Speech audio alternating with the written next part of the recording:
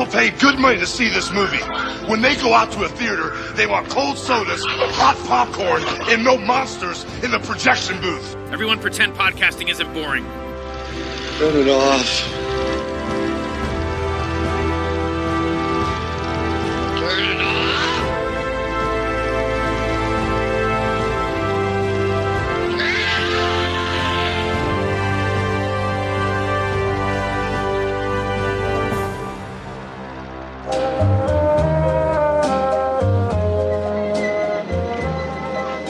Тебе куда?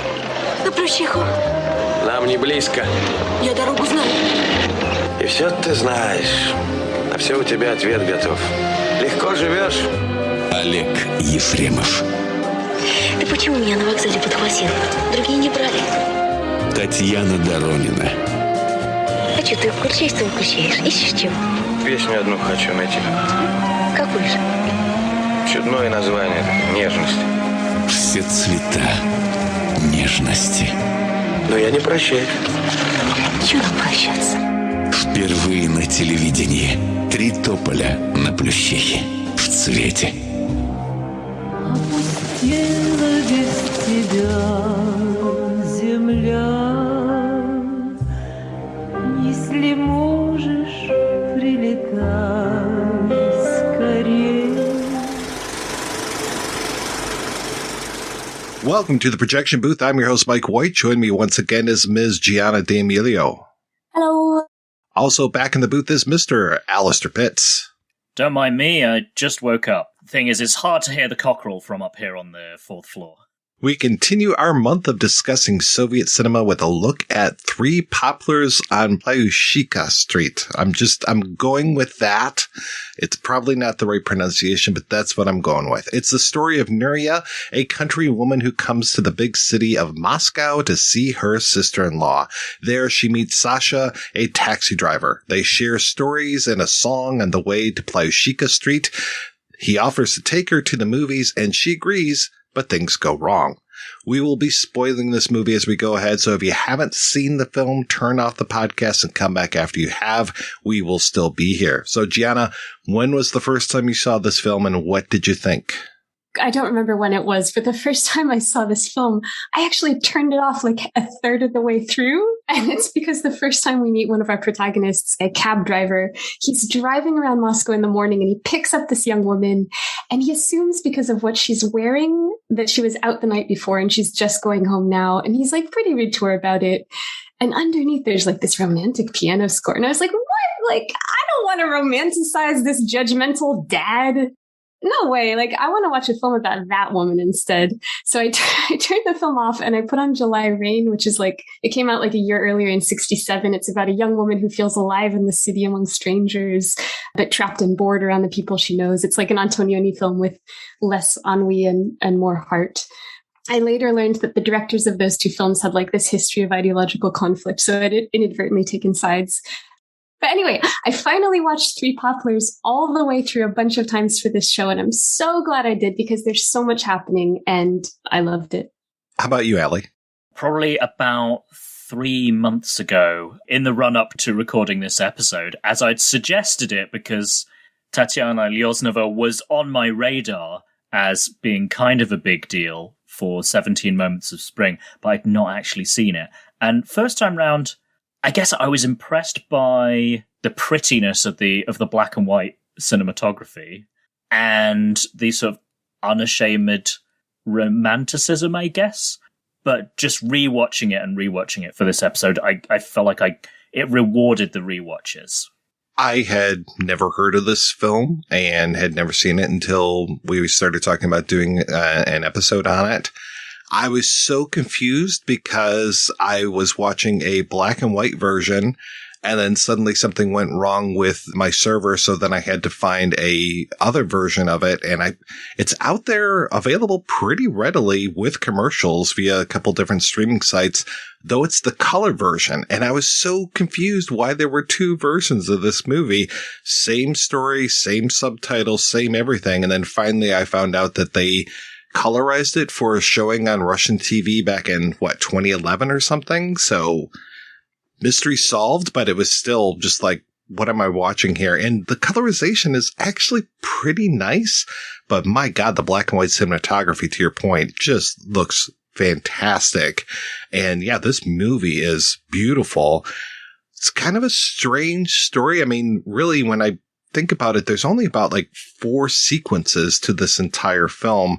The way that it moves, the way that it's plotted, it reminds me a little of like Aki Kaurismäki or Jim Jarmusch type of movie. It's very laconic. It's only, an hour and 15 minutes, something like that. It's an interesting pace to this. I mean, I consider us talking about Amphibian Man, 2 weeks ago, which was just this raucous adventure and all this stuff going on. And then you have this very quiet type of movie, but it has some similarities as far as we talked about. How can Ichthyandr go back to the sea once he's seen the big city? Kind of that whole country versus city thing going on in this one again as well. That's a beautiful tie-in. I'm so glad you said that. I was also very happy to see that we start with the dream sequence, that we begin in this forest. And I suppose maybe those are some poplars going on as well. I'm not sure. But we start in this forest. We've got this older couple on a wagon. I think we eventually figure out that that is Nuria's in-laws. And it's her husband that she sees in this forest. And they start making out. And the parents aren't very happy about that at all. They just sit there on this wagon being carted along, maybe to death. I'm not sure, but it's an interesting way to start this movie. And we have a few dream sequences from her as we go along in this. We see this blonde woman with a fashionable short hairstyle walking kind of lost through this grove of trees. And then suddenly a man appears and she walks toward him smiling, but her face falls. And instead she sees that wooden older couple, like you mentioned, sitting on a cart in a rural field. And she sort of shakes her head and moves aside as if she's trying to avoid them. And that happens a few times throughout the film. And then bam, she's making out with this guy and she's smiling blissfully. And then bam, we see her in her bed. And now she has long, greasy hair and a wedding ring. And she sits up and there's that wedding photo behind her showing that younger, more fashionable version of herself and the man she was kissing. We know she's married to that guy, but now she's waking up alone and we see the ring on her finger. The clock is still ticking. It was like this loud, dissonant clock ticking throughout the fantasy. And we look at the clock and next to it is a photo of the older couple that she wanted to avoid in her dream, her in-laws. And it's super economical filmmaking, right? Because we're only 2 minutes in and we know everything we need to know about this woman. She feels lost. She's looking for something. She doesn't know what. She enjoyed her husband when there was still passion, but now he's gone. And she still identifies with her younger self. And she doesn't want to end up like her in-laws with their joyless rural existence. She sits up in bed and we see her framed in the background. The camera's close to the floor and there's all this heavy furniture crowding out her image. And she's looking down at us and she just seems so oppressed and so small. And we get this staging twice in the film when it's really important that we feel Anna's desperation. But right away, everything changes because she notices that her daughter's looking at her and she snaps into this kind of cheerful mentality that's very self-sacrificing because that's the face that she shows to the rest of the world. Now, you called her Anna, and then I called her Nyura.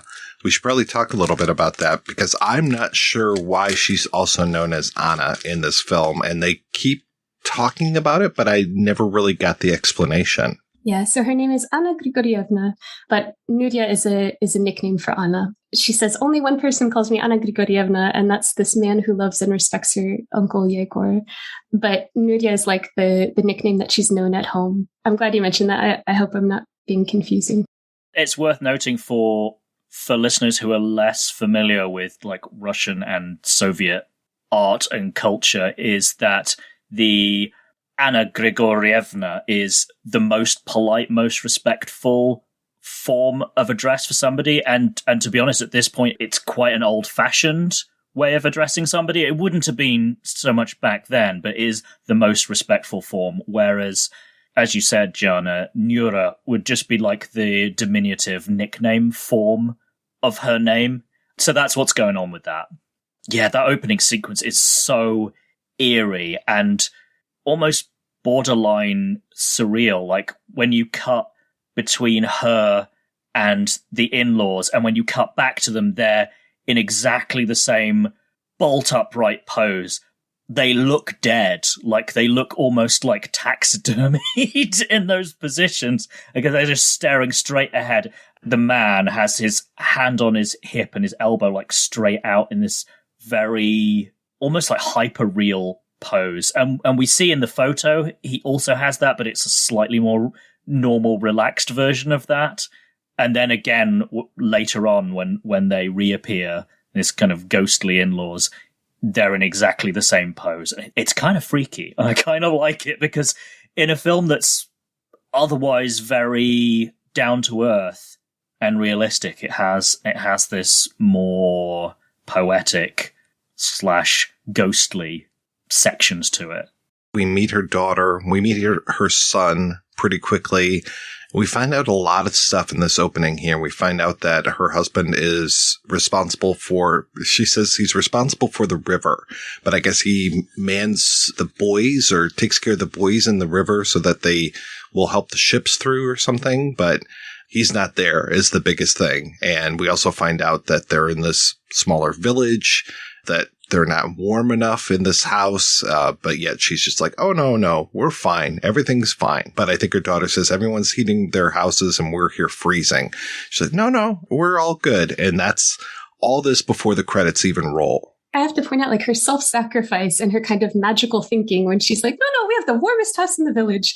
It makes her a perfect mom by traditional standards. But the way she pushes aside her own dissatisfaction and snaps into this perfect housewife mode, it feels a little painful. As a character, Anna Nyura, like, really looks for joy wherever she can find it, but it makes her seem really vulnerable. And even her daughter in this scene seems sort of tough and wise in comparison. Opening a film with this very sharp contrast between what a woman wants and doesn't want, and her lonely marriage where she pushes her feelings aside and puts on a brave face. Opening a film this way with this juxtaposition suggests to me as a viewer that, like, what's going to follow might be a feminist film because it's going to prod this gulf between our expectations of mothers and their own desires and agency. I don't think anyone considers this or any of Tatiana Lioznovan's other films as feminist, but I really feel like this one has potential, as we can see as we go through. We will find out, and once we meet her husband, oh my God. Fucking Grisha, man. Oh, man. But she's taking care of everything. She's got her big old boots out there, and she's tromping in the mud, feeding the pigs, the cows, the ducks, the this, the that, and making sure that everything is taken care of. She's washing up by the river. She sees a boat approaching, thinks maybe for a second it's her husband, but no, this old shepherd corrects her. No, that's just this guy who's here to visit the girls. I guess he's just some sort of like boat-bound Lothario type of guy. The shepherd is interesting because he kind of comes out of nowhere and starts to talk to her about he who sees the sunrise will have a sin forgiven, and they discuss sin for a little while. And it's like, does Anna have any sins? Not that I know of, other than just the sin is dissatisfaction of her marriage, but it is completely understandable why she is not satisfied. The shepherd is so fun. He's almost like a Tolstoyan peasant figure. Like, he has all of these folksy sayings, like the one you mentioned about the sin, and then he makes this wisecrack about how lazy city folk are, and especially Muscovites. And when he mentions the thing about sin, and Nyura is like, what sin do I have? And he says, oh yeah, no, it'll work for Grisha as well. Mujiki, like guys, or, because it's a really hard word to translate, it's not like the normal neutral word for men, always have sin, is his observation. And then he says, especially greed. So he's making his feelings about Grisha known to Grisha's spouse right there. So that's interesting, because they obviously, the subtext is that they know each other quite well. Like, he's just fine just talking to her, and she's, not bothered. She's like mildly annoyed by him, but nothing more than that. I love how women are supposed to be responsible for absolving their husband's sins, right? Like, she's already like up to her ankles in a cold Russian river washing clothes by hand. Like, she's supposed to face the sunrise too, because Grisha's greedy. Like, come on. But there's also a nice little sneaky direct hit here. Anna and the old guy are talking about cattle laws. And he's just like, now the authorities are trying to get some profit from farms. Before they worked only for ideas. Oh, snap. You can say that in a film now. Like in 68, filmmakers can kind of obliquely reference corruption in government as long as it's not a major plot point. But the window in which this was permitted is closing, and it won't open again until the mid-80s. Which is weird because the director of this, Tatiana Lyozanova, she was like big time into the party, right? Or was that just kind of a, no, I'm putting on a front? Like, because there's people who are really involved in the party and there's other people who are in the party and are just like, great, now I can put this on my resume kind of a thing. It's a whole complicated soup of things. Like, films were encouraged to kind of act a little bit as safety valves by recognizing the difficulties people are facing without ascribing any of that guilt to the government. So you can do it in these like little tiny pinprick ways, but that can't be the topic of your film. Although there are brave filmmakers like Kira Muratova, who we'll talk about next week, who absolutely place that front and center. We should talk about the cutting style in this as well, because here we get our first major shift from country life to city life. It's a lovely match cut from the water behind the old cowherd to the water of one of the tributaries of the Moscow River, and we see his boat going past, and we can see the reflections of the big buildings. So we've got the water, uniting the two places, but you can subtly see the change from this rural setting to the urban setting. It's so nice. It's so well done and so subtle. And here we are introduced to a character I'm calling Sasha, but I think, Gianna, you said that he doesn't really have a name in this whole film? He doesn't get named, but he's named in the credits. That's so weird. And I might accidentally called him Oleg Efremov, which is the name of the actor. Again, this guy reminds me of somebody from like a Kaurismäki film, or he kind of reminds me of the second angel from Wings of Desire. I wish I had that gentleman's name at the ready, but he's got this kind of longer, more angular face to him. You talked about how he was kind of judgy with this woman that he picks up. I wasn't sure if I was picking up the judginess. I was getting like, he's seen everything. This guy who drives taxi, I think we find out that he's been doing it for 10 years. He's definitely checking her out. We get this shot of her legs in the car, which is interesting because we kind of get a little bit of a similar shot later on with Anna, but him looking at her, but it doesn't even seem like it's a POV. It feels like it's from a different angle than what he would be looking at. But we get to see Moscow in the morning, and it is just lonely and beautiful all at the same time. And I just like this whole idea of like before the city wakes up, what the city is like. And of course, she talks about how London and Paris are busy in the morning and Moscow is just still not metropolitan enough to be that busy. It's fitting for a proud Soviet filmmaker like Lyozanova to belittle the intelligentsia who admire the West at this point too. He's a little surprised that she's implying that she's been to London and Paris, and asks her about, essentially kind of subtly calls her out about it, and by saying, you've been there? With surprise. And she says, I just know. Which is just like, no, you haven't been there. And the imagined West is a big theme, especially for the intelligentsia, because it's so hard to go there. Lots of people spend a lot of mental energy imagining what it must be like when they have no actual direct personal experience. So I like that. Also, the cowherd is right. No one is up. Except that one guy who's carrying a rooster in a basket, right? Who's the next person to flag down Sasha's car.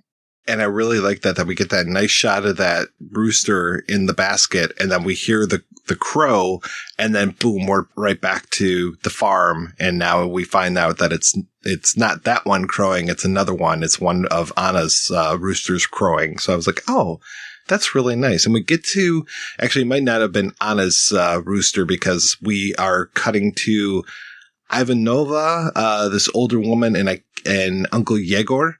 And at first I wasn't sure if they were actually related or if like it was uncle, like an honorific, but it seems like they're related to Anna's husband. Is that right? Or are they her relatives? I think it's him.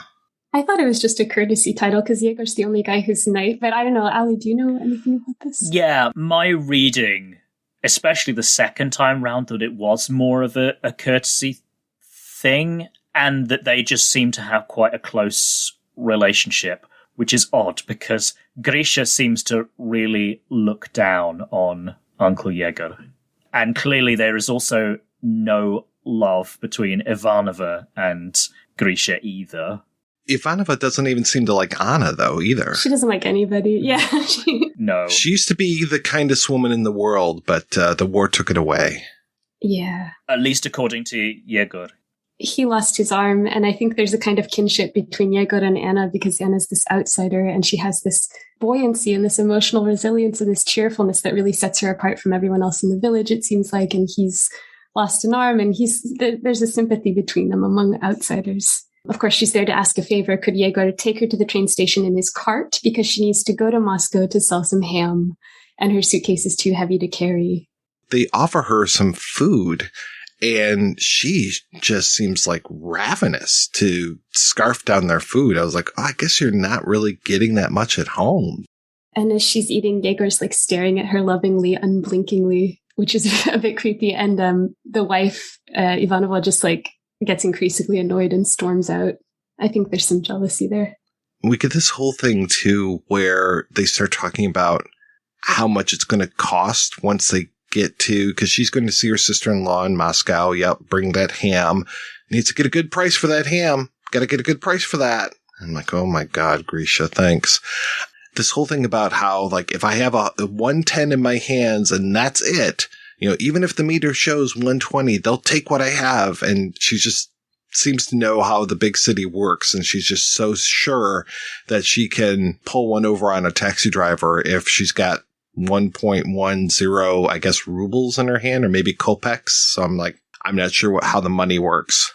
Well, Grisha has told her that's what you do, because it seems to be Grisha is very shrewd about his money. And there's actually a bit of subtext with why she's asking that favor.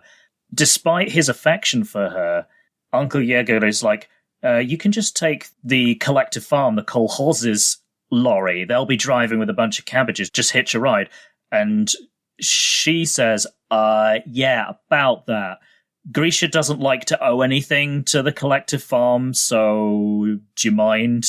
Essentially, I mean, I'm compressing the dialogue there, but there's this subtext of Grisha and the collective farm really don't get on. And I don't know why this is particularly, and maybe with the director's point of view being generally pro-regime, it makes sense that the negative character, the bad husband, is against the Soviet system of agriculture. And I wonder whether his parents were wealthy peasants or so-called kulaks who were persecuted. That's sort of what I read into it. It's never spelled out because that would probably be going too close to unpopular subject. But I wondered whether that was the subtext of that. Like, that's why Grisha has this real animosity towards the kolkhoz, the collective farm. We also get another piece of information, right? Like, she doesn't want to ask one of the drivers of the kolkhoz trucks because her husband doesn't want to owe them anything. So we get this important piece of information about what a good Soviet woman is like. Her husband's sense of honor kind of determines her behavior. So what she does and doesn't do is dictated by what her husband feels is right. Oh boy. And then we get to meet Grisha. Grisha, who is the husband. And oh my gosh, no tenderness. Why should I pat you? You're not a cow. At least they don't beat you. Talks about how she's his property. Oh my God. What a piece of work this guy is. Right. And she's saying, like, I thought you'd sleep at home at least the night before Moscow. Like, you've forgotten how to stroke me. I've forgotten the touch of your hand. And he's like, yeah, I don't beat you then. Isn't that a good thing? And he kind of slaps her legs to get her to stop swinging them because she's excited to go to Moscow. And it seems like he only showed up to warn her not to waste money. And we learned that Anna's going to stay with Grisha's sister, Nina, in Moscow. And Nina has a boyfriend because her husband has been in prison for the past 2 years. And Grisha is super angry. He wants Anna to tell his sister Nina that if she divorces her husband and ever shows up back at their village, he'll kill her. And neither Yegor nor Anna seems at all fazed by this threat. It's clearly normal. And Grisha sort of like carries on this violent misogynist grumbling. And he says that his sister should be focused on getting her own daughter married. Nina herself has lived enough already. And then we get this key line in the film for me. Anna sort of beams up into her husband's mean, dirty face. And she says, lived enough? Have I too lived enough, Grisha? I'm only 2 years younger than her.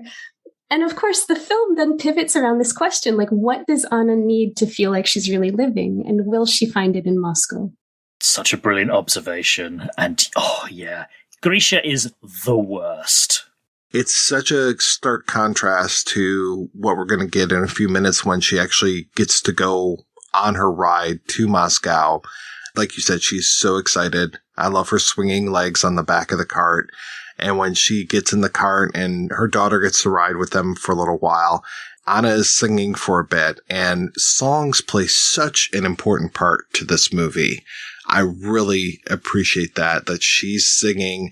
And then at one point, her daughter turns on a radio and she's got her transistor, and we've got this French song that's going on. I think it's French. Is it French? Mm-hmm. And it is just a wonderful moment in this movie. And this is where the whole movie to me just sings in this part. I mean, literally, but also figuratively, it just looks gorgeous. And this whole them on this trip, it's just a wonderful sequence. Until the kolkhoz truck drives up along the cart and it spews dust and dirt all over it. And Uncle Yegor's mean wife makes a joke about Anna's weight in front of everyone. And she makes really mean insinuations about Grisha's absence. A little while later, Yegor, who thinks Anna is asleep in the back of the cart, says to Anna's daughter, when Grisha brought her to our village, it was like the sun shone on us. And Anna hears this and she looks really forlorn, and she has this flashback to her wedding day.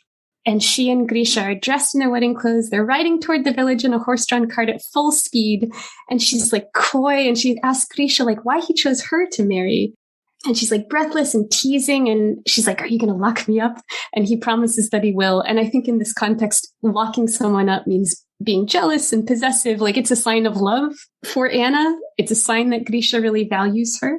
And then we cut back to the present, to Anna's rueful smile, kind of sad, wistful smile, which suggests that Grisha has indeed locked her at home because he's never there and she's stuck looking after the farm and the 2 kids by herself. And of course, this shows how little he values her. And his demeanor in the flashback is so different. He's upbeat, he's chipper, he's still cocky, but he's cocky with the kind of, the effervescence of youth, rather than the beaten down, weary, I've been around the block and I know. So it's funny how she's retained some of that childlike joy, even if to an extent it's an act, whereas he is not anywhere like what he was when they first met. Although I guess this raises the question, is this a reliable memory or is this slightly wishful thinking on Nyura's part? I don't know, just speculating. A few more times we cut back and forth. We hear Grisha's ambitious promises about the kind of house he's going to build them. And we cut back to Anna's kind of rueful smiles in the present. And it shows that her ideals about married life have kind of cracked and disappointed her. But she doesn't quite know what to do about it. She's older and wiser, but she seems to have lost direction. And that's why she's wandering in the woods in her dreams. And this makes Anna such a perfect heroine of her day and the arc of Soviet cinema, because this film came out right at the beginning of a new era of artistic production called the era of stagnation, right? During the previous era, the thaw from the mid-50s to the mid-60s, the focus was on ideals and the potential of youth to build a new kind of socialism after Stalin's death. But this period comes crashing to a halt in the mid to late 60s when the conservative new leaders, Brezhnev and Kosygin, start cracking down on what they consider dissent. And so this film was made in 1967 and it premiered in 1968. And that's a year when any hopes of a progressive or moderate socialism in Europe were really shattered when the Soviet army invades Czechoslovakia to violently oust a reformist leader and crush the opposition, right? And so at this time, there's this really widespread loss of faith in Soviet ideology at home. The exploding of Stalin's mythology during the Khrushchev era and then the crackdown on open debate in the Brezhnev era meant that many people kind of support the system in public but attack it or ignore it in private. And we hear this throughout the film in these like one-off remarks. But going into the 70s, like more and more protagonists become like Anna. They're like a little bit older, a little bit disillusioned, a little bit lost and desperate and ambivalent about how to move forward. And also, protagonists in Soviet cinema around this time, like they stop being leaders of groups and they start being kind of individual oddballs. Elsewhere in the world in the late 60s and early 70s with your like Dustin Hoffmans and your Barbra Streisands, like Soviet protagonists become eccentrics, like Anna with her kind of odd charisma that makes her stand out. Anna's kind of preparing to leave and she takes off this trench coat that she's been wearing and she's got this like crisp conservative apparatchik skirt suit on underneath, and she puts this like clean white headscarf over her head, and her daughter's watching her like munching a snack, like totally unimpressed by this outfit. And in the background we see women Anna's age kind of lounging around wearing like t-shirts and capri pants and like Lou Reed sunglasses. And even in this provincial train station, Anna seems totally out of place. But what's interesting to me is that she's this recognizable oddball. She's kind of styled like this character from a Stalinist film with her long blonde hair and her clothes that make her body look really stocky. She looks way more like a heroine from the 30s or the 40s, like Zoya Fedorova or someone, than a heroine like from the 60s. Because heroines from the 60s, like we think about Gutierrez in The Amphibian Man, they tend to be sort of independent, savvy, slim companions rather than wives, right? And I was reading this essay about Luba Orlova, who's a star from the Stalinist 30s. And the author said that on screen, Orlova continually had to conceal her healthy sexuality under the guise of a simpleton. And I was like, holy shit, that's Anna. And it's not just looks. Like Anna engages with the world with kind of the characteristics of an earlier star. She's open-hearted. She's optimistic. She has a strong work ethic. And it's these qualities that set her apart from her environment in 1968. She's up before everyone else, you know. And even the people who love her find these qualities really surprising and quaint, like she's this sweet throwback from an earlier era. But the difference, right, is that like stars in the 30s were unidimensional. They weren't allowed any psychology. They were optimistic and hardworking through and through. But with Anna, we see the gulf between this optimism on the outside and this doubt and this restlessness within. So it's almost like this whole film is showing this crack in a Stalinist facade. We see the broken promises, the disappointed ideals kind of like eat away at this traditional Soviet woman from within. I want to say that there's a lot more to Anna than just this Pollyanna type of outlook on life, because we see that facade crack. And we definitely see it crack at the end, but we see it slip a few times and just get to see what's really going on back there. But like you were saying, even when she wakes up in the morning, it's her real expression until she sees her daughter. And then it's like, boom, I'm in mom mode now, or I'm in good Soviet woman mode now. And that's what she seems to want to be so much of the time. And it is just this fight between that image that she shows to the world and the image that she is to herself. Yeah, and it's interesting how her daughter responds to her. So this is jumping back a little bit, but where they're on the car and she's singing joyfully, you just see how the daughter just like rolls her eyes and is like, oh goodness. It's funny how she's picked up some of her father's cynicism already, and just like how she's kind of affecting the daughter, this more weary, kind of like, oh, my mum's so embarrassing thing, when she doesn't know the half of what's going on under the surface with her mum. Yeah, and it just serves to isolate Anna more. Like, she's really the naive one in this whole village, or at least this very sweet one. So we get to go to Moscow, and we see a much busier Moscow now than we did before. The city is now awake. We get a lot of people out on the streets. We get old women selling flowers. We get Anna waiting at the train station to be picked up by a taxi. And it seems like people aren't really paying attention to her, but Sasha does.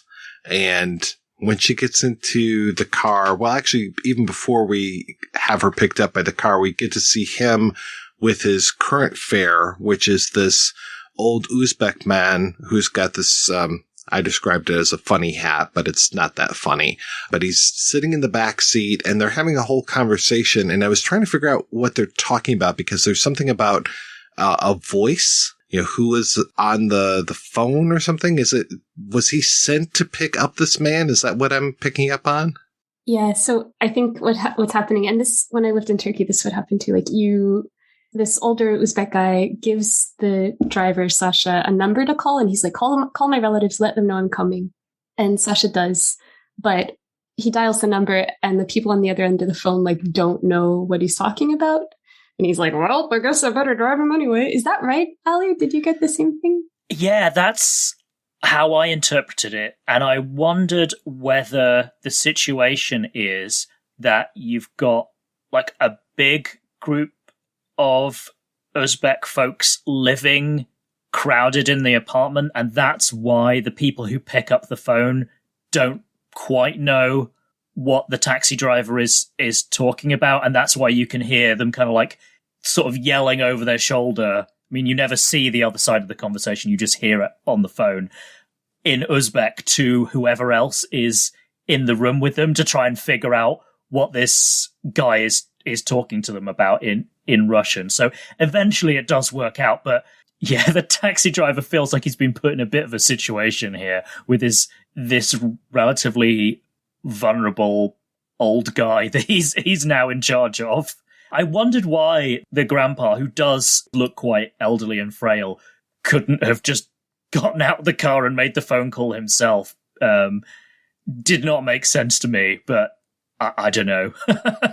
So a lot of Soviet families are living in communal apartments at this point still. So it's like each family has a room in the apartment and you share the bathroom and the kitchen and the telephone if there's one. And so there are often like a lot of systems. If you were going to someone's communal apartment and you only wanted to, and you were trying to see someone in one family in the apartment, you would ring the doorbell a certain number of times so that everyone in the apartment knew that the visitor was for that family, if that makes sense. And I think there were also telephone ring systems where you would let it ring a certain number of times. And then the person in the apartment would realize like, oh, it's for this family in this room. And so then they would pick it up the next time. So maybe Sasha didn't know the code. Maybe even Grandpa didn't know how to use a phone, possibly? It feels like this whole movie is really kind of pointing out Moscow thinks that it's a big city, but it still acts like a small city. That it wants to think that it's this major center, but yet it's still stuck. I mean, you're still picking up guys on the street with a chicken in a basket. And you don't tend to get that in the larger cities. Or you've got, Grandpa coming here from Uzbekistan and the whole family's living in one big flat and everybody's crammed in together and you've got your party line and your different ring systems and stuff. Yeah. And if I'm a good Soviet director, I want to be like, see, we're all just the same, right? Anna eventually gets a ride from Sasha, and either he or the camera is shaking out her legs because the camera feels a little too low to the ground to actually be him, but we definitely get a very long lingering shot again on her legs and her holding all this like vegetables and stuff in her lap. She's kind of taken aback that the old man is in the cab at the same time.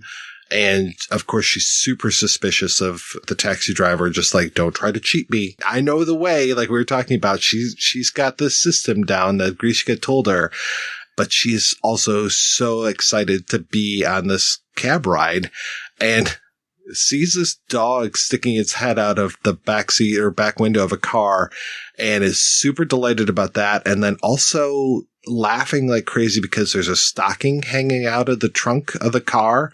And I'm like, okay, I'm not sure why this is so funny, but she sure gets a kick out of it. And I'm so happy to see her happy.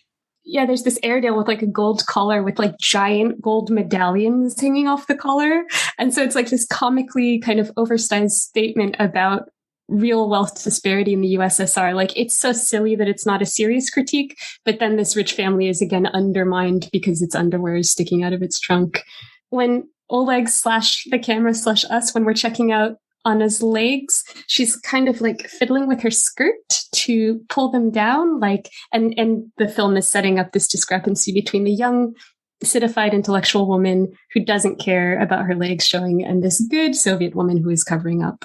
And it's like she knows that the camera is looking at her legs right now. / Sasha, right? Because he reaches down and he like fiddles with some knobs really close to her knees. And then the Uzbek grandpa's like got his head kind of like looking between them and he's like giggling because he knows there's sexual tension. And it's like, something's going on. And she's like so weirded out. She's like, you can't fool me and abduct me for your weird plan that involves an Uzbek grandpa.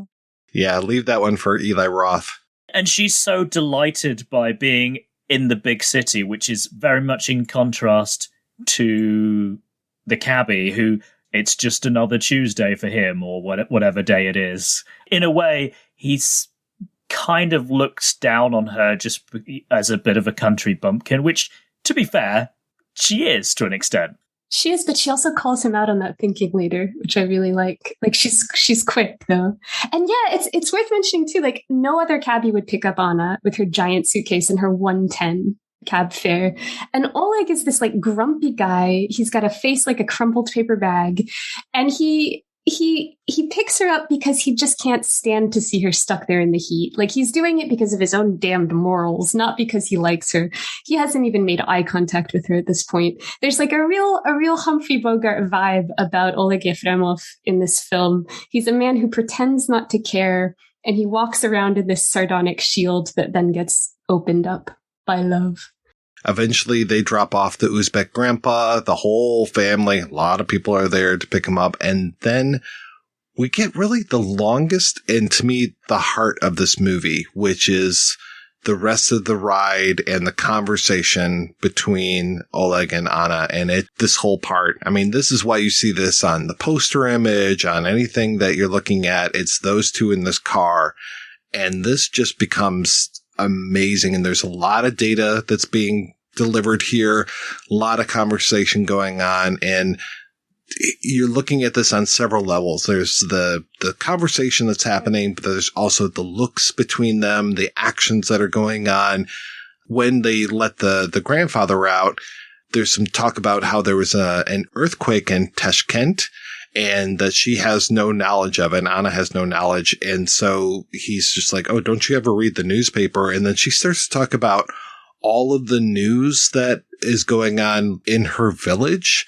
And I love how this goes because she starts talking about all of this. He's noticed that it's going to rain. He gets out of the car and starts putting on windshield wipers, which I guess you just don't have on all the time, maybe because they'll get stolen perhaps, but that's exactly it. They were in short supply enough that if you could nick them, you could sell them on for a pretty penny. So that meant that if you were savvy, you took them off when they weren't in use, because otherwise they were liable to go missing. And then you'd have to fork over quite a lot of money to get new ones. So that's the whole deal with that. It's such an odd Soviet thing.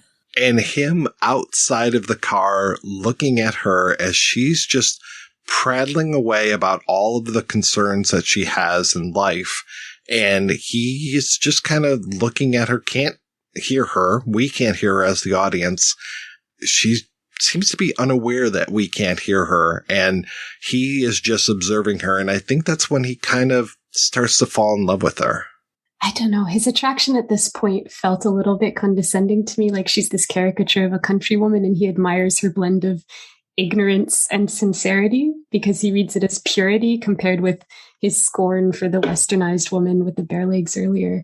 It's ridiculously charming. And it's interesting too, because this is one of the few moments in the film where our identification switches from Anna to Sasha.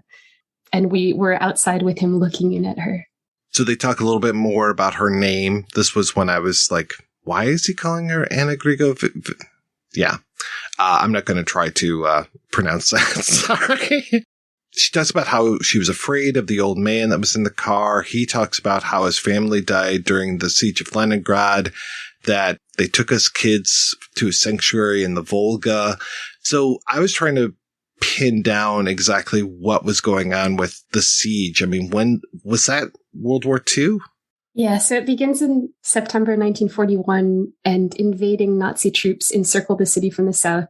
and the collaborating Finnish army complete the encirclement from the north. So basically nothing can come in or out of the city. And then the Germans just bomb the life out of it for 2 years and I think 4 months. And then the intention was just to kill the entire population.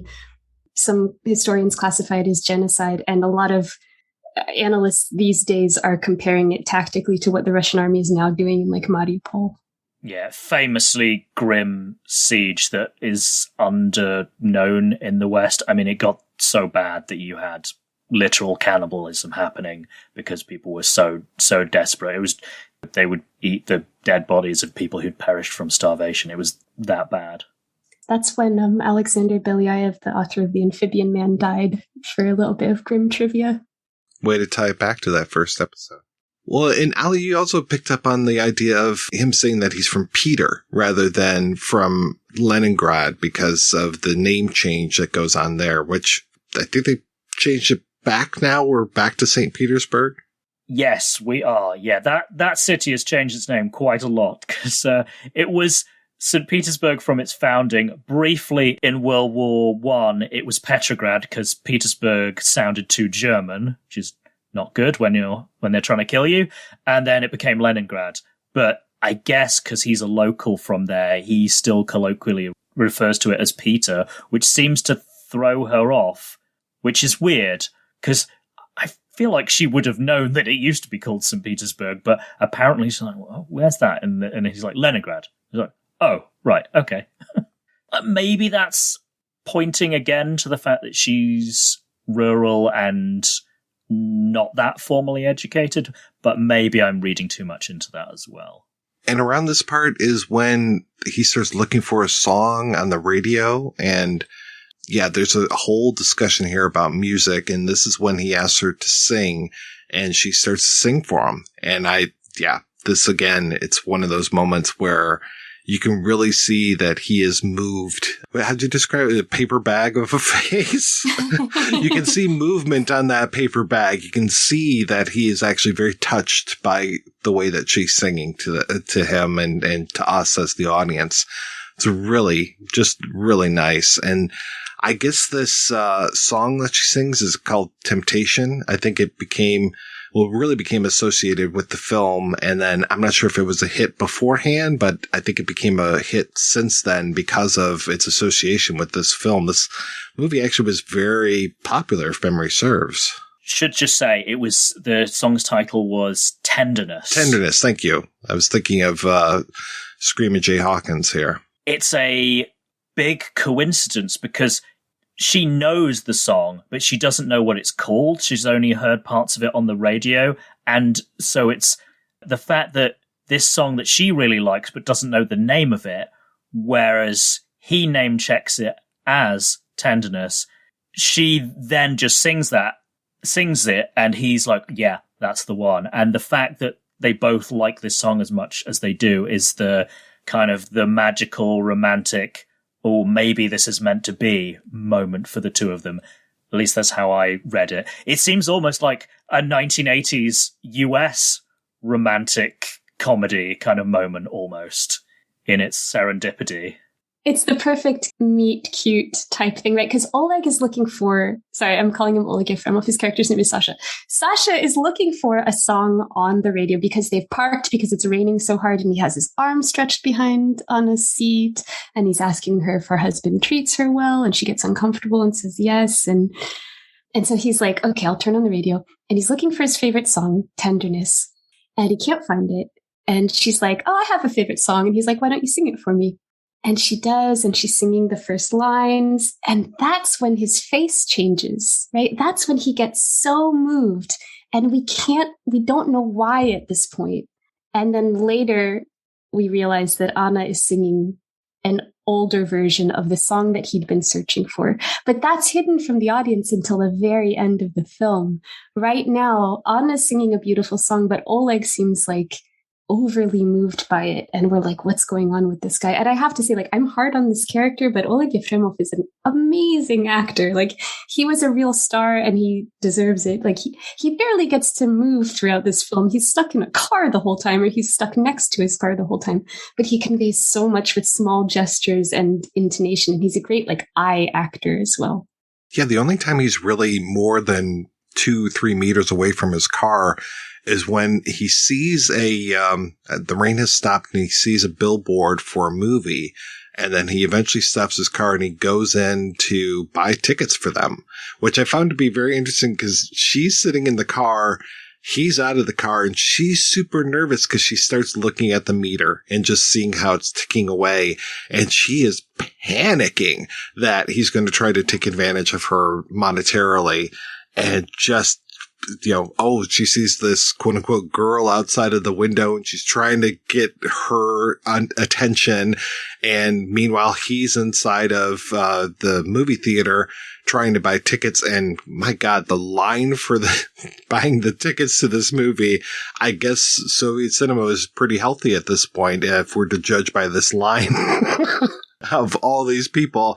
And he tries to have an old man buy a ticket for him, just because he doesn't want to wait. And the old man is not very happy about that at all. Strangers in this movie are not very helpful. Like, Sasha's helpful, but this old man, this boy that was mistaken for a girl, everybody's just like, hey, go suck eggs. I mean, that's standard big city behavior. Like, good luck getting somebody in New York to buy you a cinema ticket. And of course, he ends up, sneakily getting the tickets because he pretends that he's driving a Czech delegation. And then we see an army general behind him doing the exact same thing. So this is another little jokey aside about Soviet life, about how the important people don't have to wait in line. Can we just go back to money for a minute? Because throughout the film, money comes up like this refrain. Like, it's used to show the quality of a man's character, to contrast the good Soviet guy, Oleg, with the bad husband, Grisha. Like, Grisha hounds Anna about money, about not wasting it or losing it. Oleg continually demonstrates that he values spending time with Anna more than money. And this is demonstrated because, like, after she finishes her song and he's almost in tears because he's having this huge realization, he's like, well, Anna Grigorievna, like, I'll turn off the meter. I'll just show you Moscow. Do you want to go around Moscow with me? And she's like, she wants to, but she's like, no, I got to get to my sister-in-law's apartment because she works a night shift and she'll be gone soon. And then he gets disappointed. And I think that's why she's worried that, oh shit, like, I said no to him and now the meter's running. Now he's gonna cheat me out of disappointment. She's in a really vulnerable position, I have to say. Like, if a cabbie was hitting on me, even if I liked him, like, I'd be pretty uncomfortable. I just don't like to sit up front with a cab driver. I prefer that distance. I like sitting in the back. A lot of times I end up sitting in the front just because if I'm traveling with a few people, they're just like, oh, Mike, you've got the longest legs. You sit up front.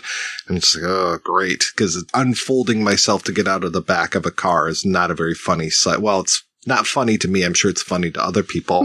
But yeah, I don't like that nearness. It's like even Uber and Lyft drivers, it's like, no. Thanks. I'll sit in the back seat. Thank you very much. Because I don't want to be your friend. And yeah, and I don't want to be your boyfriend or girlfriend either. So yeah, quit checking out my legs. Thank you very much. Those long legs, Mike. Those long legs. Those long, sexy legs. Yeah. And they agree. They're going to meet up and go to the movies later. And you talked about how this reminds you of like an 80s or 90s meet cute.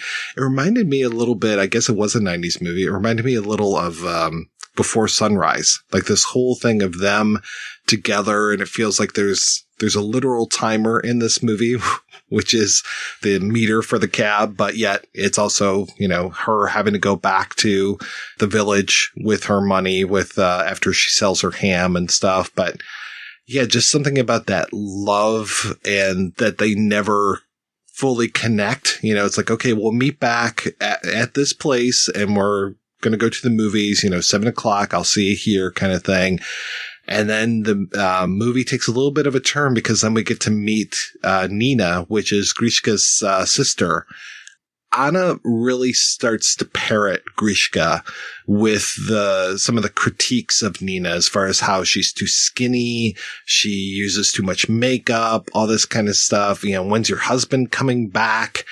And Nina's like, listen, I'm happy now. I've got this boyfriend. I am really happy. Fuck all that other stuff.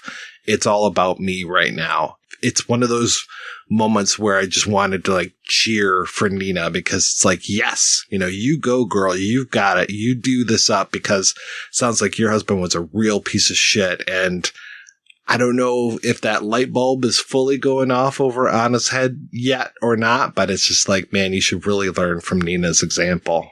It's amazing how frank this discussion is about husbands and brothers who are violent and controlling. And these two women argue about the right of women to make their own decisions, pursue their own desires against the wishes of their male relatives.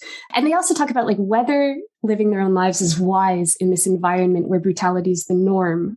I got so angry at Anna for carrying her husband's fucked up entitlement to control his sister into her apartment, right? Oh man, it's like Anna shames Nina for allowing herself to get divorced. Nina describes how when her husband ever bothered to show up at home, he would beat her and their daughter so much that the daughter had to start going to night school where teachers ask fewer questions and they're more used to real life. It's painful. And then Nina's like, oh, Anna, you can't understand this because your marriage to Grisha is so perfect. He's always by your side. You're always under his wing. And Anna starts to cry silently. And Nina eventually realizes, and she's like, what's wrong? And we expect Anna to say, actually, Grisha's never home. He treats me like dirt, and I'm considering going out with this hot cabbie.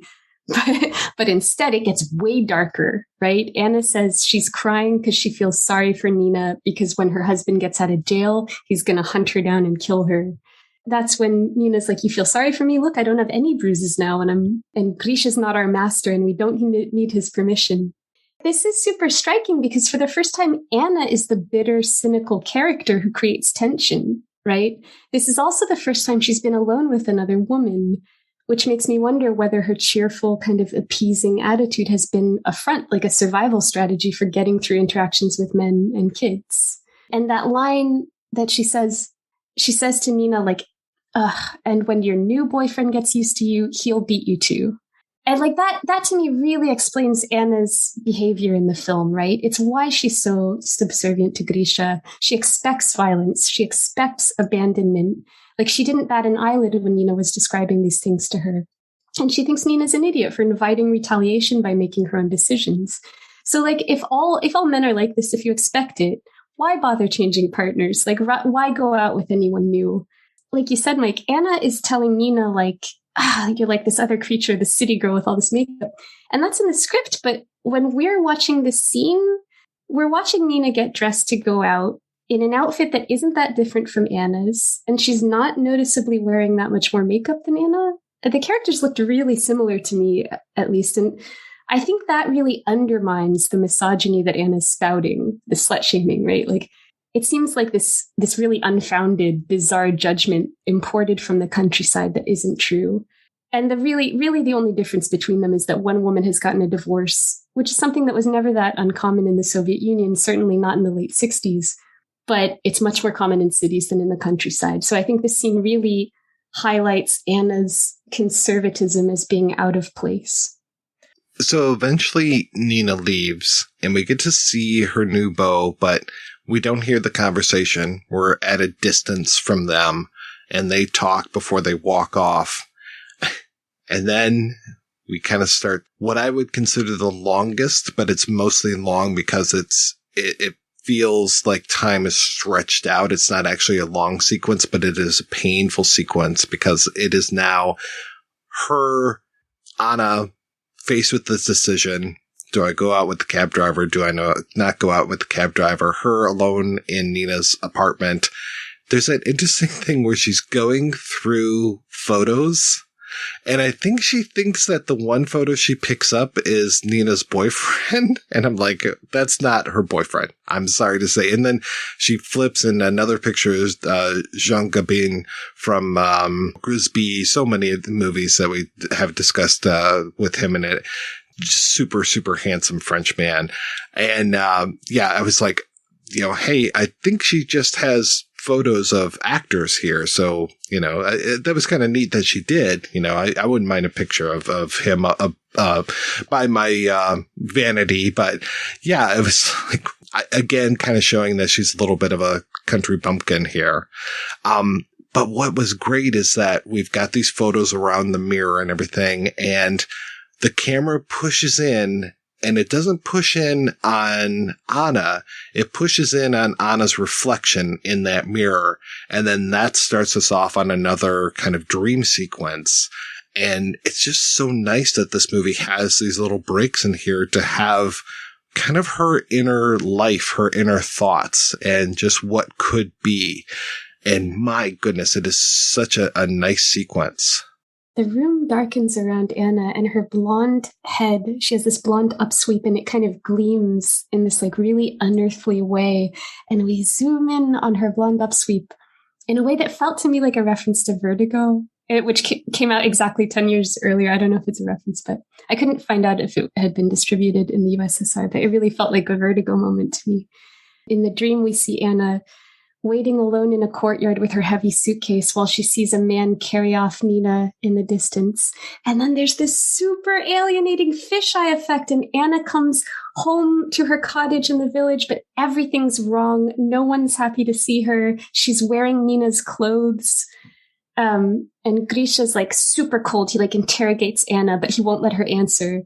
And his parents are there, the scary in-laws. Ghost in-laws. And they're sitting in the corner of the room staring at Anna, and Grisha's like, what gifts did you buy for them? And she's like, oh, but they're dead, Grisha. And he's like, even dead, they're waiting for what's theirs. They weren't given enough in their lifetime. And she's like, I'll give them something of mine. And she opens the suitcase, and to her horror, like the meat and the money are still there. She didn't sell them after all. She didn't do what she was supposed to do in Moscow. And Grisha, like disgusted, like throws the money in her face. And you can see the coins hitting the actress. It's really intense. This whole thing about like them not being given enough during their lifetime, to me, this really speaks about like the burden of tradition on Anna. This idea that we owe something to the people who raised us, who sacrificed for us. So we have to repay this debt by following their example, by living in this patriarchal family structure. We take on these responsibilities. We sacrifice ourselves in these ways. But we still have this loud ticking of the clock, right? So it's like time is passing. What are you going to do for yourself when your life is entirely driven by this debt, this sense of duty? And even when your traditional life turns violent, when it's sucking the joy out of you, like when are you going to say enough is enough? And then what's your alternative, right? And we get to see that Sasha is out front waiting by his cab. Now we start going back and forth between the two. I was reminded of, you mentioned Vertigo. I was also reminded of things like, was it An Affair to Remember? The whole thing of them meeting at the Empire State Building, and just like, all of these things where like, okay, we need to get to a certain place at a certain time. And that he is, speaking of far away so close, she can see him outside. And she just keeps looking and thinking, am I going to do this? Am I not going to do this? And she goes over at one point and hears steps in the stairwell. Is that right? And she ends up locking the door like, no, I don't want to see him. And somehow she basically fucks herself over, right? Because she locks herself in the apartment. Is that what I'm picking up on? This puzzled me so much the first time I watched it, and I watched it several times to figure out what was going on. And I think that she's just so overcome by pent-up emotions that she does temporarily lose the keys and effectively lock herself in, because you see her look at where she thought she'd put the keys, but they're actually on the suitcase, and she's just stuck in there. And then a little bit later, you see her holding the keys and kind of caressing them when she's calmed down a little bit and it's too late. But yeah, it's just this, she's so torn between doing the quote unquote right thing and doing what she wants to. And she's so distraught by the fact that she wants to go out to him, but now she can't. Well, it seems very Freudian to me that she locks herself in the apartment, quote unquote, accidentally. Did you really mean to do that? Is that your subconscious telling you to not go to this man? I mean, It's one of those, like, why would you do this if you didn't really want it in your heart kind of thing? I read this completely differently. Like, I read it as, so she panics and she locks herself in. She leaves the keys on her suitcase. She sees Oleg turn down customers because he's waiting for her. And she's like, oh, my husband won't even come home. And here's this man standing outside waiting for me for over 40 minutes at this point, based on a few hours acquaintance. And he's like turning down money to do it because he just wants to spend time with me. And she like gets dressed really fast and she runs to open the front door, but it won't open because she's left the keys on her suitcase. And with one arm, she's just mechanically pulling at the door. And with the other, she leans her head on her arm against the door, and she just starts crying quietly and kind of bitterly into her arm against the door. And I just love this self-defeating gesture, like holding the door closed with one arm, trying to keep opening it with the other. It's such a nice way to show that Anna's split, that she's of two minds, right? But I didn't read it as her locking herself in accidentally. I think it just took all the force she could muster to get dressed and go to the door. But now she can't outrun her doubts. She just doesn't have enough conviction to do that one extra thing, which is grabbing the keys and opening it. She's not physically stuck. She's just emotionally stuck. I read it that way because we do see her like playing with the keys later.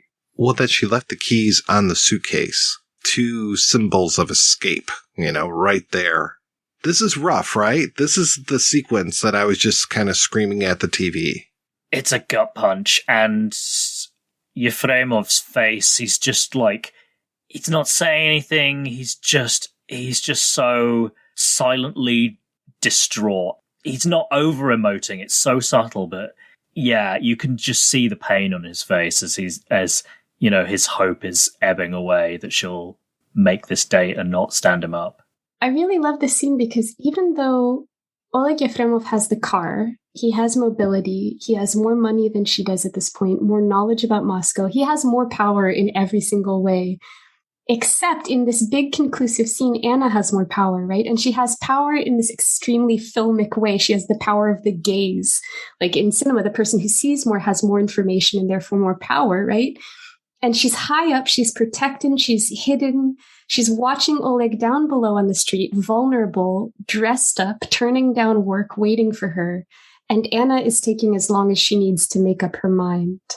And you see him looking up from the ground, and you can just see that vast kind of landscape of all these windows. And there's no way he's going to be able to pick her out in all of these windows. Whereas because of her privileged vantage point and how exposed he is on that square next to the titular cafe, as you said, Gianna, the normal roles are totally on their head. And it's brilliantly done.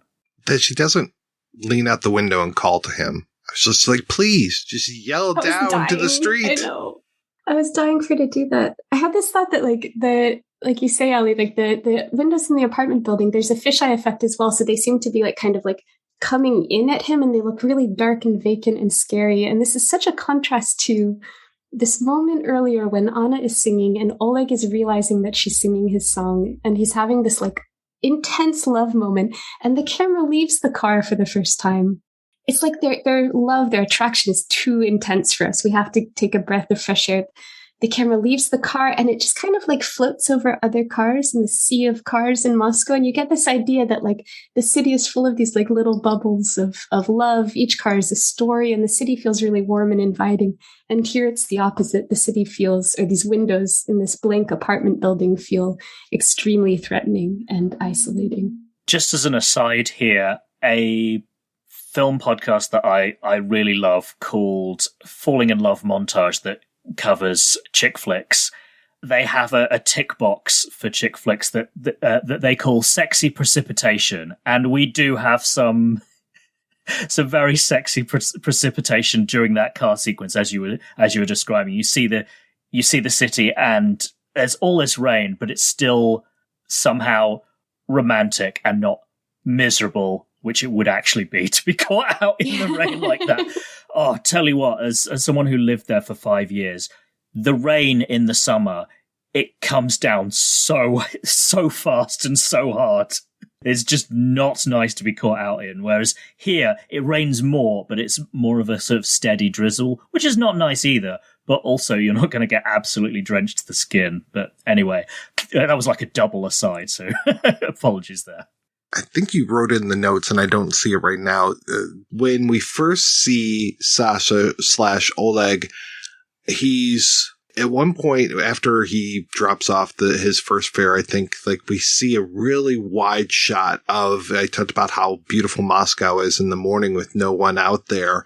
And he's in this big traffic circle or some sort of a circle. And you pointed out what that circle was, and that it was, the statue was the guy who came up with the Secret Service. Is that right?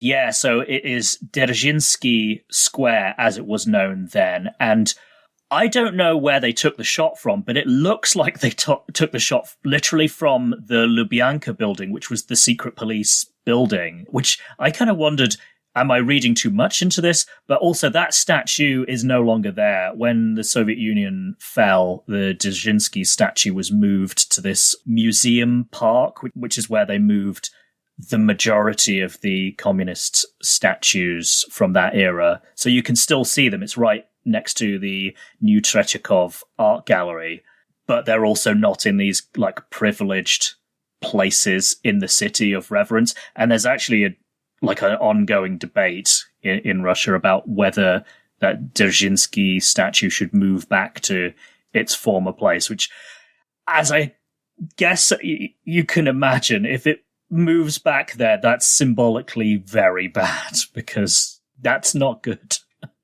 Wasn't there a famous photograph too of when they pulled down the Dzerzhinsky statue, there was like someone's dog pissed on its face?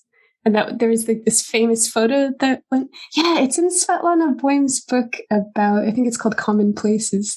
But yeah, there was this, so the pulling down of the statue was like this symbol that the Soviet era is over, that totalitarianism is dead and we're in a democracy now. And of course, the reinstatement of that statue is symbolic and frightening.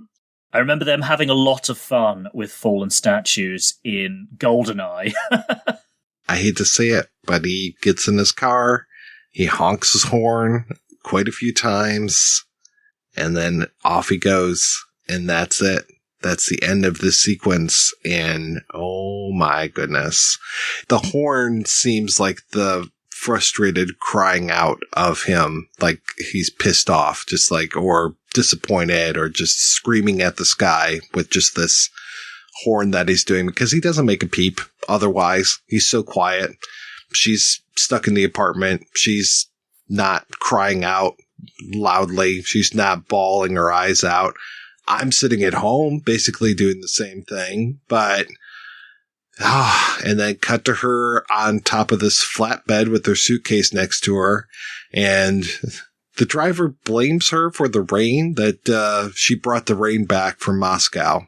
You know, oh yeah, we're living under the same roof as Moscow, he says. And he starts to notice, the truck driver notices that she's distraught. And eventually gets her home. And we get to see, the presents that she bought for the kids. We get to see Grishka is waiting there for her. And then Tenderness comes on the radio, and the kids seem so happy to hear the song, but she doesn't really feel that way. I mean, we get to see all of these emotions again play out on her face, and man, oh man, what a fucking ending of this movie. She's hearing it on the radio, and then that's when it snaps for her. Like the song that she was singing, her favorite song, the song she was singing to Sasha, happened to be the same one he had been looking for on the radio. She just looks around in amazement, and she's like quietly overcome with emotion. And Grisha's like, "So what did you get for yourself?" But she doesn't hear him. She's crying silently. She's just standing there facing her family. And she's just staring at them, and she's staring at the space in front of them. And Grisha asks her again, like angrily, like, "Didn't you hear me? What did you get for yourself?" And the kids are nervous. They're like, "Don't make Grisha mad." But she's just staring blankly at him. And then she frowns, and the camera holds on her frown for what feels like minutes. And the frown deepens, and it looks like the face of someone doomed to me. And it looks condemned. And we slowly fade to black. And I don't know, man. Like Three Poplars of Plyuschikha is remembered as this like great love story. But we spend 90% of the film locked inside one character's conflicted mind. And for me, the film is suspenseful because it's like a guessing game. Like, how much will it take for this traditional woman to leave her harsh, lonely marriage? Like, is it going to take a hot car ride? Is it going to take seeing how happy her sister-in-law is after leaving her husband? Like, it's 1968, the space race is on, and I feel like this film is testing how much force it's going to take to get this stationary body into orbit. I don't know, man, the ending's really powerful, and it supports a reading of this film, not as a romance, I feel like, not as a melodrama even, but like as a subversive character study. Like, we don't leave Anna longing for another man. This isn't longing, or it's not love on her face at the end. She's facing her family and she looks condemned. I don't know, like, this isn't a revolutionary film, right? Like, what's at stake is divorce, something every second Soviet marriage ended in between the 60s and the 80s on average. Despite overwhelming state and societal pressure to stay married. Like, this film didn't raise eyebrows, it didn't test censorship, but it did place at its core like real issues that were destroying Soviet marriages, and it places the blame on the husband at a time when the state had largely assigned this blame to wives for becoming too masculinized.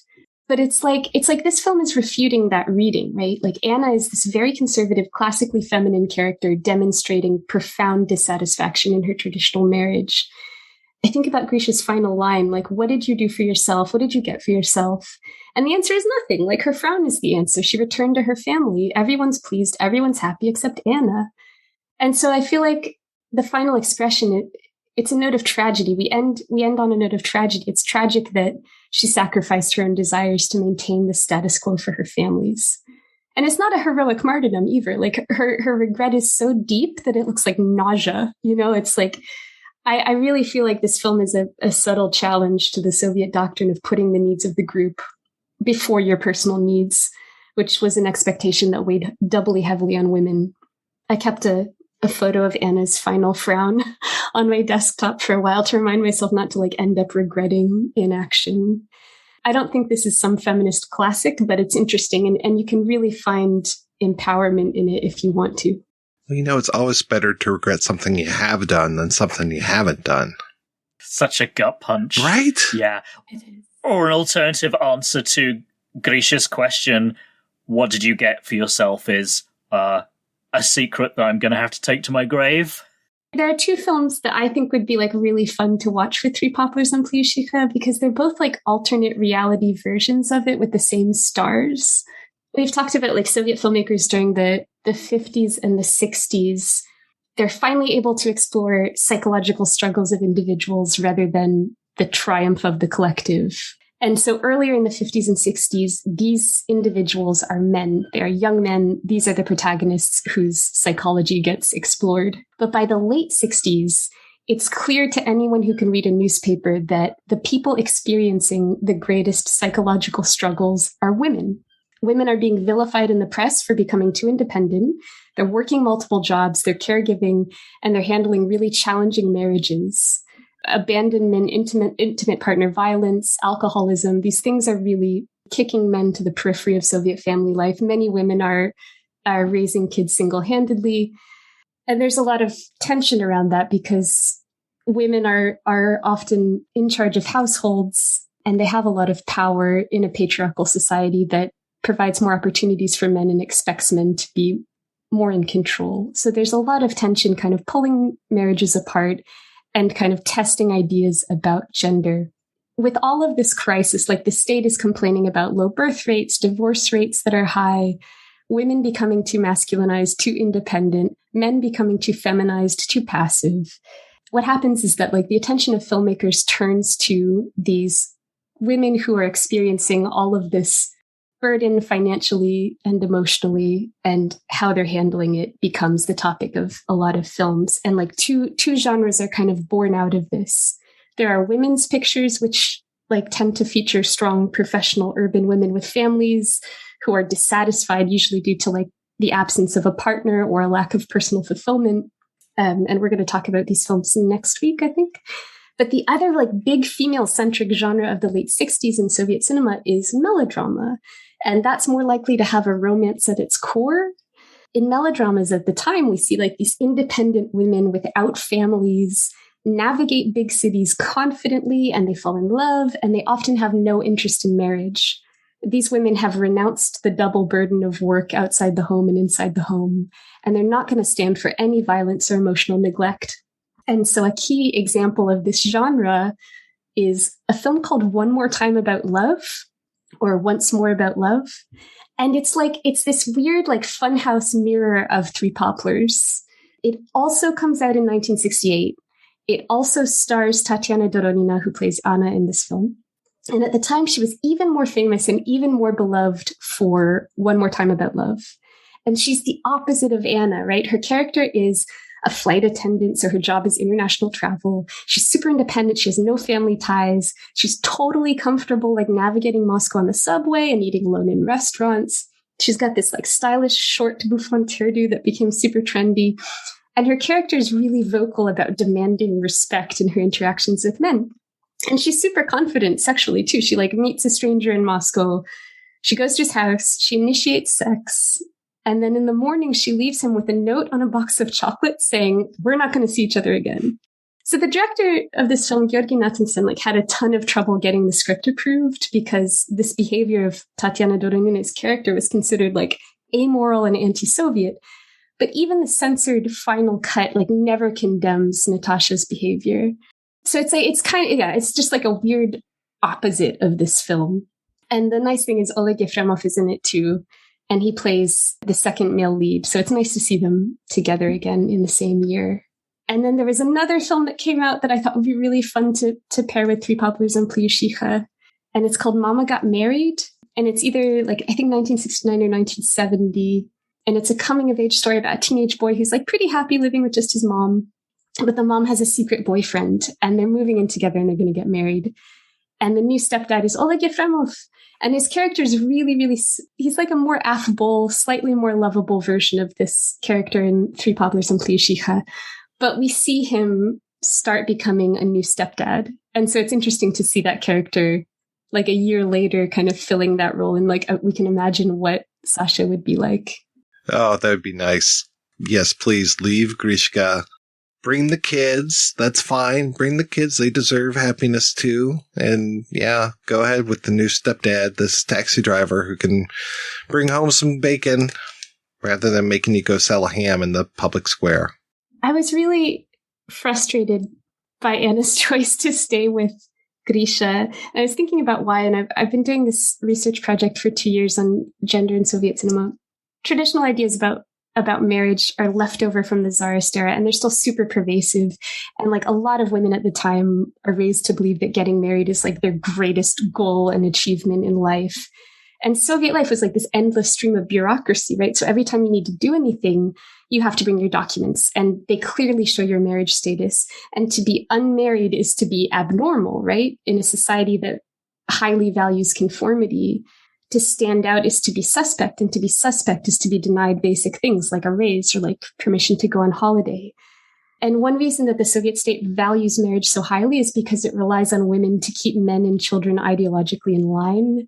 It also relies on women to do childcare, caring for elderly people, domestic chores, shopping, and working full time, because the Soviet state broke a promise to women in the 1930s. This film, Three Poplars and Plyuschikha, it's exciting to me, having looked into kind of Soviet gender issues, because it confronts real issues for a lot of Soviet women in the 60s, which are, like, abandonment, intimate partner violence, the double or triple burden of expected work on women compared with men, and, like, state-sponsored stigma associated with divorce. And these issues are common everywhere, but they have a really specific history in the Soviet Union compared with the US or the UK. And it all starts with, like I said, the Soviet state breaking this promise to women in the 30s. It kind of starts a little bit earlier. Like, the Bolsheviks come to power in Russia in 1917, and right away, in their first months of existence, they pass laws that try to unravel the nuclear family. And the nuclear family was a problem for the early Soviets because each family unit had been like its own little state with a patriarch at its head. So under the Tsar, women legally had to, quote, submit to their husbands in all things. So if each patriarch has complete control over the people in his household, this limits the power of the Soviet government to mobilize and foment a global uprising, which was their goal in the early 20s, right? And so how do you undermine the patriarchs in each household? Like you do it with war, you do it with state terror campaigns, you do it with intentional famines and purges. But initially you do it by changing everyone's ideas about like what men and women should be doing.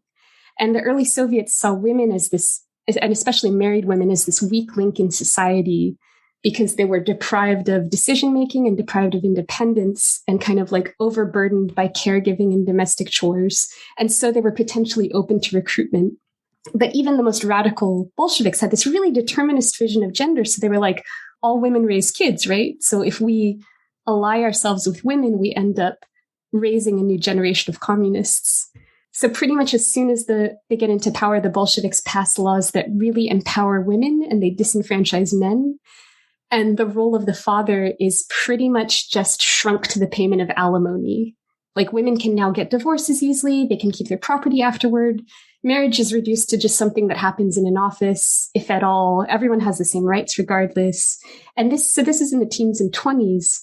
Meanwhile, the state is like waging multiple wars and it needs bodies for this. And it's starting to industrialize. So there's all these like work projects. And it says, listen, women, go out and get jobs. We, the state, will take care of everything you used to do at home. Like all your domestic work, all childcare, everything. We're just going to take care of everything. Give us your kids to raise, no problem. There's going to be public sewing centers, public laundries. You're going to eat in canteens. It's all taken care of. So men are kind of pushed to the side. They are expected to find all their identity and all their satisfaction and all their fulfillment at work and within the party. And for everyone, kind of having family ties is seen as selfish. It's seen as a distraction from your duty to the revolution. So in this way, like the state becomes the new patriarch. It controls resources. It's in charge of punishment and care and instruction. So the goal is for people to be reliant on the state, not each other. And all of this is in the teens and 20s. And by 1930, the government has already broken its promises to women. It never takes over the domestic roles it promises. It fails to provide childcare and medical care. Like throughout Soviet history, like no efforts from the state are ever enough to relieve women of the traditional responsibilities at home that everyone still expects from them. And basically, women are just plunged into the workforce on top of everything else. So the state creates this idealized image of the worker mother who is always working, she's working at home or she's working on an industrial site, often both in the same day. And it describes motherhood as a woman's most important contribution to the country. And there are like awards that the state gives out for women who have had a certain number of kids. And within the family unit, the state encourages mothers to make sure everyone is ideologically and culturally sound. Like married women are in charge of propagating Soviet thinking at home. So I think my earlier point was just like the state is really encouraging people to stay in marriages that are untenable because they are unequal. Women have a triple burden compared with men. They're not just also working, they're working at home, and they're also in charge of maintaining an emotional balance at home, which means essentially like belittling their contributions and kind of like boosting their husband's ego to create a emotional balance that benefits everyone. Meanwhile, domestic violence rates are super scary high. I really wanted Anna to leave Grisha, but like, what are you going to do? You want to be considered normal. You were raised to consider marriage not only necessary, but your key goal. There are few men of marrying age around because the state keeps waging wars and state terror campaigns, and it starts these shock industrial projects with very low levels of safety. So the number of men of marrying age is really limited. So competition for a husband could be like super fierce, apparently. And violence is so prevalent that it's normalized. So I think these are some factors that kept Anna's married to Grisha's in the mid-60s. And Grisha has all the money too. And Anna has no real mobility or help with childcare. So like, what's she going to do? I'm glad that we saw this movie. At the same time, this movie made me so sad. Just incredibly sad.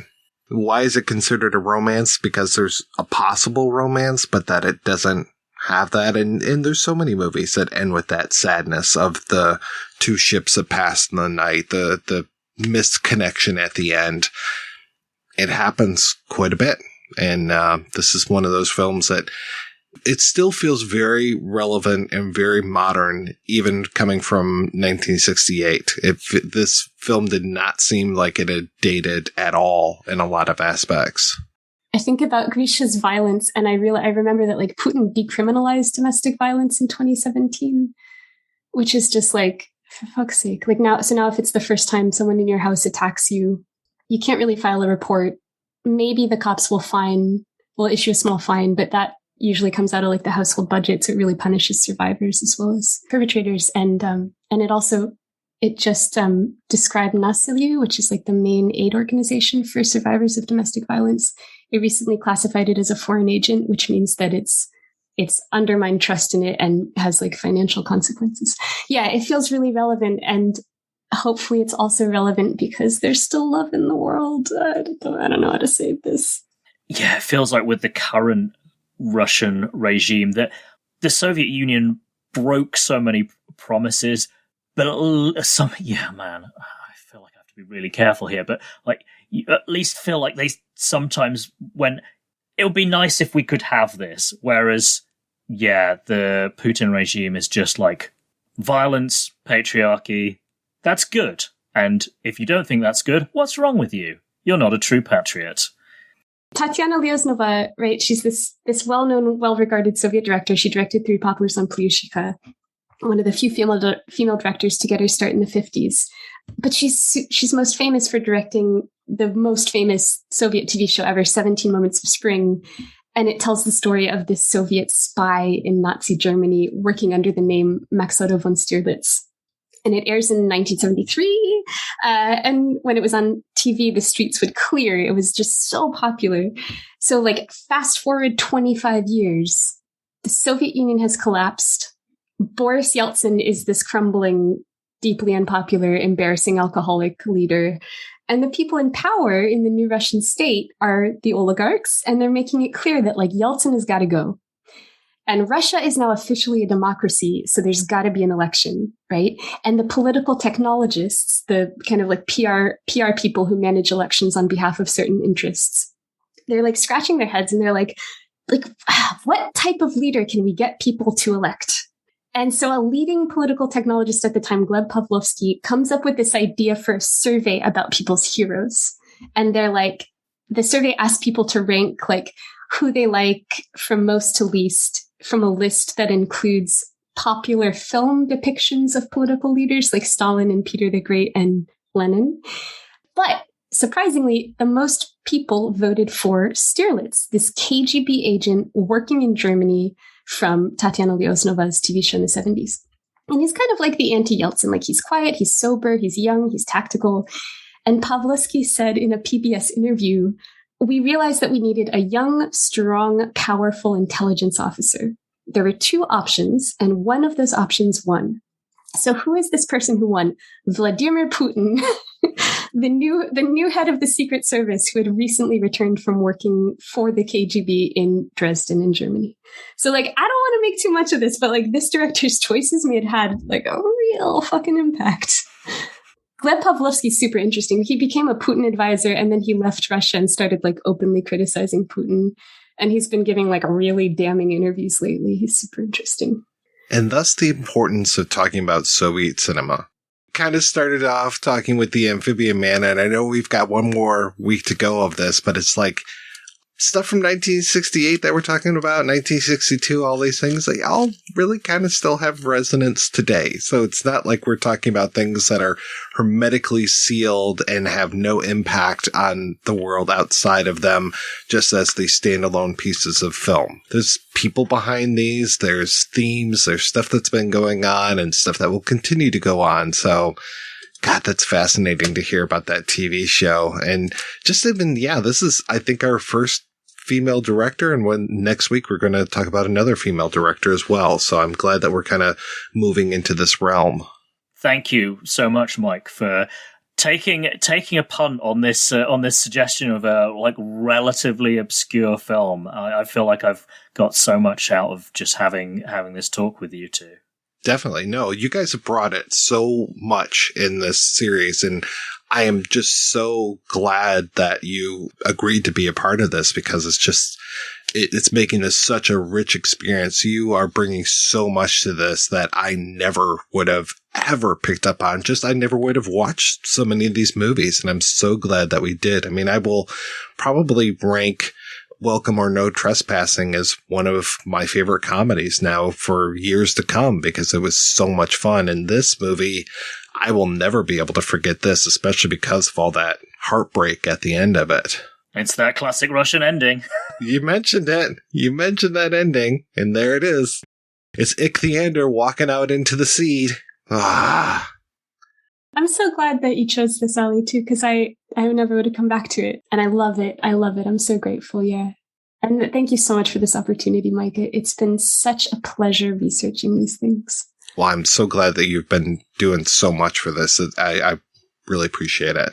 Let's go ahead and take a break and play a trailer for next week's show.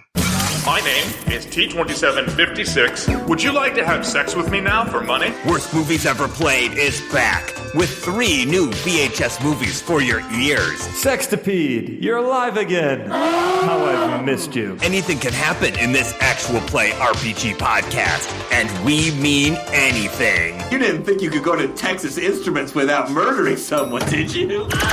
Subscribe to Worst Movies Ever Played wherever you get your podcasts. Мне непонятно, почему цыгане не идут в геологи. Те же шатры, те же песни, еще деньги платят. Нет, почему? Тебе надо меня разоблачать. Тебе надо доказать. Ну, что доказать? Не знаю. Наверное, что я бездельник, что ли. Одна ты живешь так, остальные все не так. Тебе надо, чтобы человек вертелся, как автомат заведенный. Чтобы ему было тошно. А? Да здравствует чувство долга. Вот тогда ты его будешь уважать. Сочувствовать, но уважать. Я вовсе не кручусь из чувства долга. Мне это нравится. Ну, конечно. Одна ты настоящая, остальные же все бумажные. That's right, we'll be back next week with a look at 2 films, Brief Encounters and Long Farewells. Until then, I want to thank this week's guest co-hosts, Gianna and Alistair. So, Gianna, what's been keeping you busy? Oh boy, you guys, I just found out this week that I am likely losing my job in a couple of months. So I am looking for work, baby. But if I have free time, I might write something about a recent-ish queer Serbian film that I've just fallen in love with. It's called Celts. It's on YouTube, and I think any fan of the show might love it. It's about like 2 high drama parties that take place in the same apartment on the same night, and one is Teenage Mutant Ninja Turtle themed. So that is what I'll be writing about next. How do you spell that? Celts? Celts? Yeah. Like Celts. Okay, I wasn't sure if it's a C or a K. Yeah, and the director is Milica Tomovic, and I think it came out last year, 2021. It's so good. And Ali, how about yourself? As well as talking about Russian and Soviet films on my podcast, Russophiles Unite, I also make a REM track-by-track show called Gentlemen Don't Get Caught with my friend Lynn. So we are up to... we're just getting out of the big 90s hit albums and into their sort of, I guess what generally is known as their sort of gradual decline. But yeah, if you're really into REM, do check that out, as that has been fun, because I only knew them for a few albums, and my friend was just like, hey, want to do a track-by-track REM podcast? This was like at the height of the initial lockdown, and we're still plugging away, and we're getting towards the end. So yeah, if you like Russian movies, or you like REM, or both, check those out. And, Gianna, I hope somebody from maybe like the BFI or somebody is listening and it's just like, hey, got to give this person a job, because, my God, the passion that you bring to discussions about film and your penchant for research is just fantastic. It's what I love doing. It's what gives me energy. Thank you so much for saying that, Mike White. Well, thank you so much, guys, for being on the show. Thanks to everybody for listening. Thanks especially to our Patreon community. If you want to join the community, visit patreon.com/projection booth. Every donation we get helps the projection booth take over the world.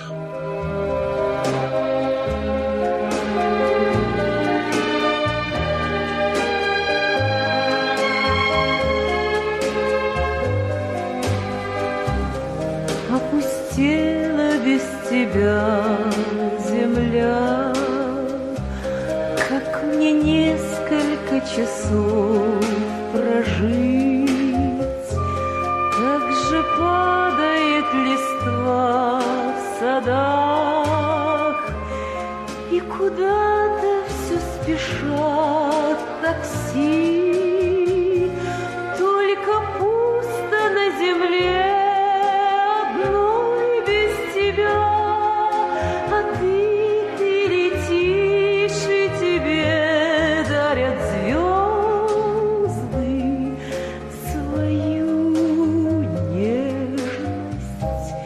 Так же пусто было на земле, и когда летал Экзюпери, так же падала листва в садах, и придумать не могла земля, как прожить ей без него, пока он летал, летал, и все звезды ему отдавали свою нежность.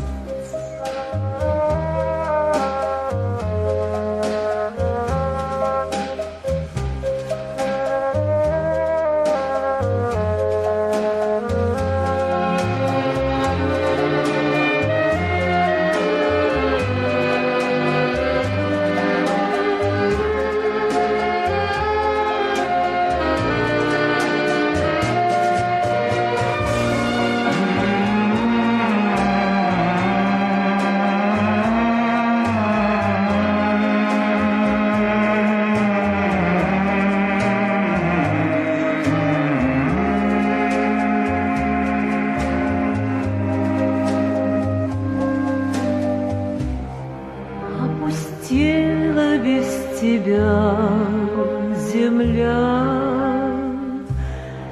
Если можешь, прилетай